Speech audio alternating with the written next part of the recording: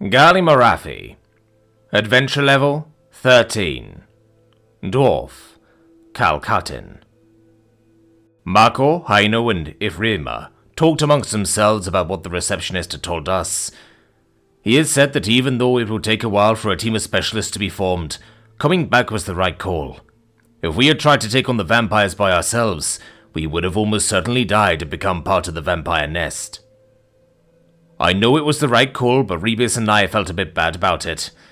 In the time it takes for another team to form, more people will disappear, and the nest will get larger and more dangerous. Part of us wanted to go back in to give it a try. An extremely stupid part of us, that is. Don't distract ourselves from these almost certainly suicidal urges. We've been watching the overgrown lizard try to eat his weight in meat. It's a good thing the meat's cheap. So, you like the food? I asked the kobold. Mm-hmm, it replied with a stuffed face. Voracious little shit, isn't he? Rebus muttered. The kobold tilted his head at Rebus, and then unhinged his jaw to swallow what it had just shoved in its mouth. Rebus and I flinched in disgust as the chunk of roast direwolf slid down his throat. What mean? It asked. That word. Voracious. It means someone or something that eats a lot, I clarified. Is I eating too much? Nah, Rebus chuckled. The meat here is pretty cheap, and you probably saved our asses, so eat up. Can I just eat regular? Don't know how to eat up, it said, lifting its head and pointing its snout to the ceiling. Maybe can. What's that thing? The kobold shifted his head to look at the group approaching us. I had been keeping an eye on the outsiders the moment they'd entered, but they'd headed straight for the receptionist and hadn't caused a fuss. They were dressed as adventurers, not hunters, but it isn't uncommon for people from the AG to come around. Still, some of the groups closer to them had looked pretty shocked. I wasn't able to tell why though. Maybe one of the elves is famous or something. Come to think of it, a pair of orcs with a pair of elves is kind of an odd sight around these parts.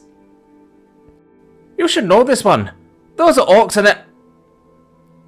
Rebus stopped talking as he got a better look at the group. Actually, you're right. The fuck is that? There were indeed two orcs, but one of the elves looked off. As they walked up, I did a quick comparison and noted several discrepancies between it and the other elves. First, round ears.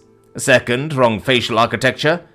Third, its smile showed a few sharp teeth that shouldn't be there.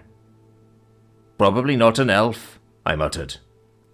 Hello, sorry to intrude, the not elf said.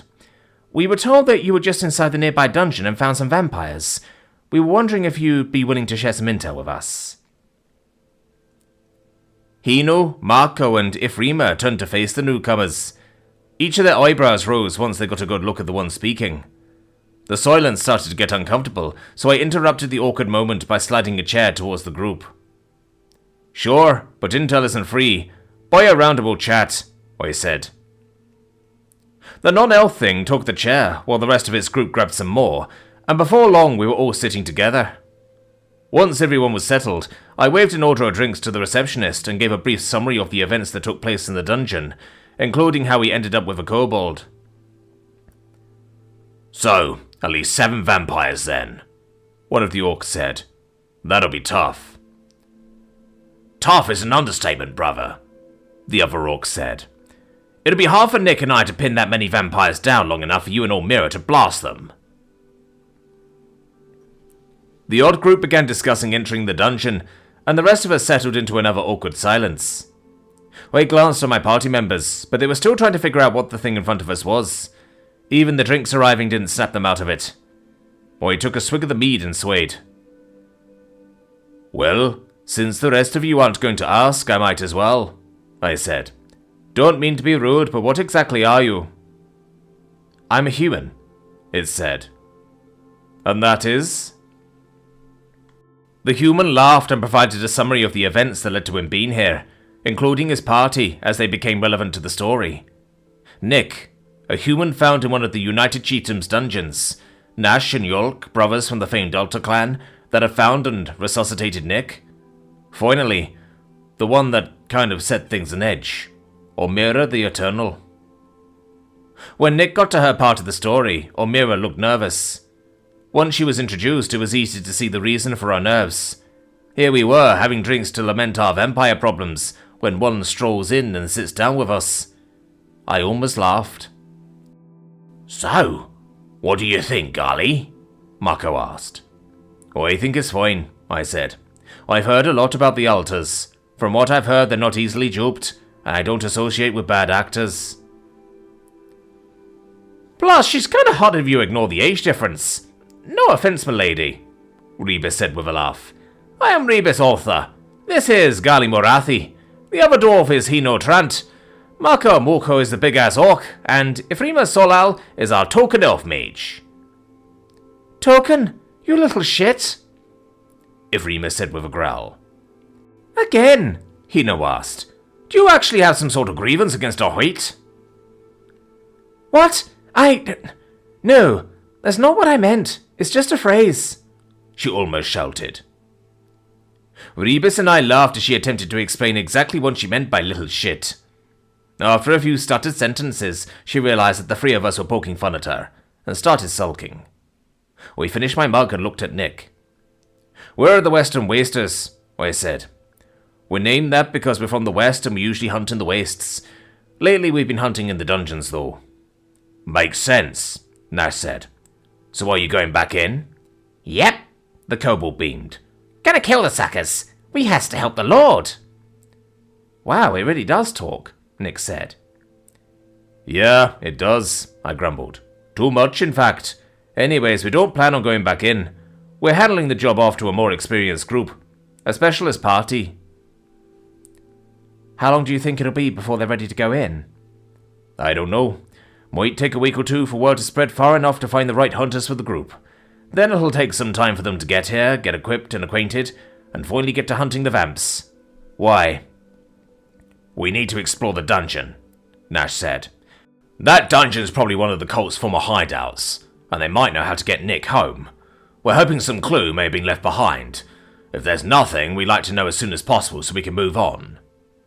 "Well, we'd love to help you out, but we don't work for free," Rebus said. "Plus, we need at least 3 more mages that know fire spells. Maybe another fighter to help pin the vamps down too." "Would fireball work?" Nick asked. Rebus and I glanced at each other and then at Nick's hip where a sword was sheathed. "Yeah? Any spell that can light a fire hot enough to start burning flesh would work," Rebus said. "Why?"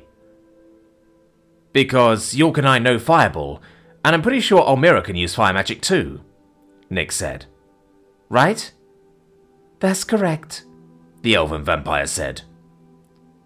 "So that's 3 mages and a fighter," Nick continued. "How much do you charge?" Shit. What are the odds of someone being able to use both spell and sword? Rebus glanced at me, making me responsible for setting a price. I saw it and gave it some serious thought. The price needs to be high enough that they can't afford it, but not so high that we end up looking like greedy bastards. That will let us save face while also keeping us out of the dungeon. 2 gold for each of us, I said. A little high, but it's going to be a pretty tough job. So 10 gold or to... I was cut off by the sound of 10 gold pieces hitting the table. Mako laughed as Rebus and I stared at the glimmering coins. They were United Chiefdom and Bolasir minted coins too, which had a higher gold content than Calcuttan coins. No arguing our way out of this one. Well, fuck, I said. I don't want to do it, but the gold's on the table. You and your big mouth, Galley, Rebus sighed. I'm willing to give it a shot, Mako said with another chuckle. I think your force analysis was pretty spot on, Rebus, and 10 gold is more than fair. Ifrina and Hino were silent for a few moments. Finally, Hino shrugged and sighed. Fine, I'm in, he said. Might as well add vampires to the list of things I've killed. I'm in too, Ifrima added. In what? A well-dressed but road-worn dwarf asked as he approached. What did I miss? Hi, Liath, Nick said. We found a likely dungeon, but it's filled with vampires. We're going to team up with the Western Wasters to clear the dungeon and explore it. Yes! Kill the suckers! For the Lord! The kobold shouted, raising a freshly cleaned bone into the air. What? Liaf asked, with a horrified expression.